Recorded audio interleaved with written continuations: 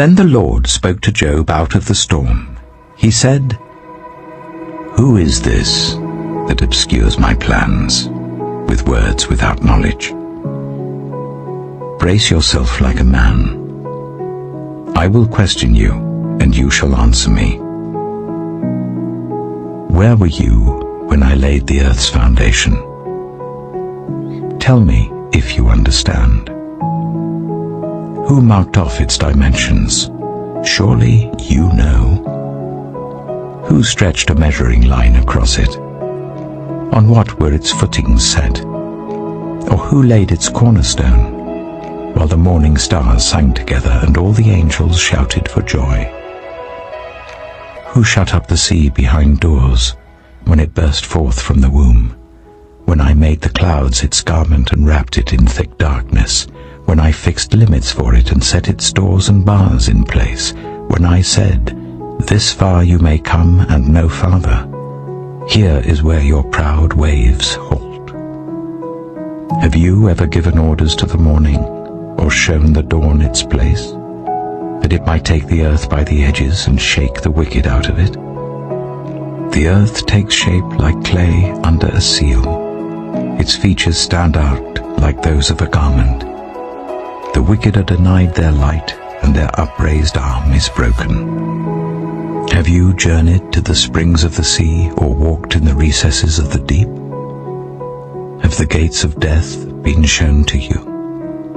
Have you seen the gates of the deepest darkness? Have you comprehended the vast expanses of the earth? Tell me if you know all this. What is the way to the abode of light? And where does darkness reside? Can you take them to their places? Do you know the paths to their dwellings? Surely you know, for you were already born. You have lived so many years. Have you entered the storehouses of the snow, or seen the storehouses of the hail, which I reserve for times of trouble, for days of war and battle? What is the way to the place where the lightning is dispersed, or the place where the east winds are scattered over the earth? Who cuts a channel for the torrents of rain, and a path for the thunderstorm, to water a land where no one lives, an uninhabited desert, to satisfy a desolate wasteland, and make it sprout with grass? Does the rain have a father? Who fathers the drops of dew? From whose womb comes the ice? Who gives birth to the frost from the heavens, when the waters become hard as stone, when the surface of the deep is frozen? Can you bind the chains of the Pleiades? Can you loosen Orion's belt? Can you bring forth the constellations in their seasons, or lead out the bear with its cubs? Do you know the laws of the heavens? Can you set up God's dominion over the earth? Can you raise your voice to the clouds and cover yourself with a flood of water? Do you send the lightning bolts on their way? Do they report to you, "Here we are"? Who gives the ibis wisdom, or gives the cockerel understanding? Who has the wisdom to count the clouds? Who can tip over the water jars of the heavens when the dust becomes hard and the clods of earth stick together? Do you hunt the prey for the lioness and satisfy the hunger of the lions when they crouch in their dens or lie in wait in a thicket? Who provides food for the raven when its young cry out to God and wander about for lack of food? Do you know when the mountain goats give birth?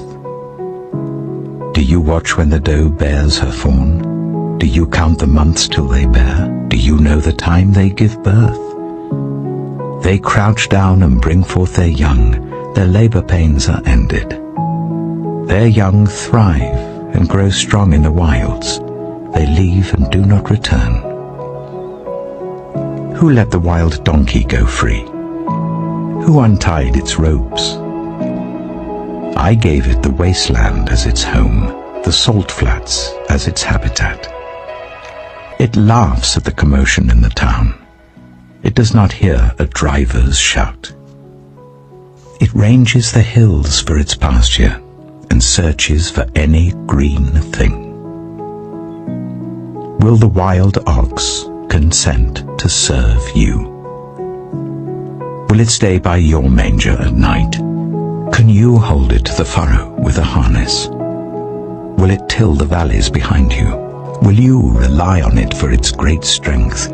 Will you leave your heavy work to it? Can you trust it to haul in your grain and bring it to your threshing floor? The wings of the ostrich flap joyfully, though they cannot compare with the wings and feathers of the stork.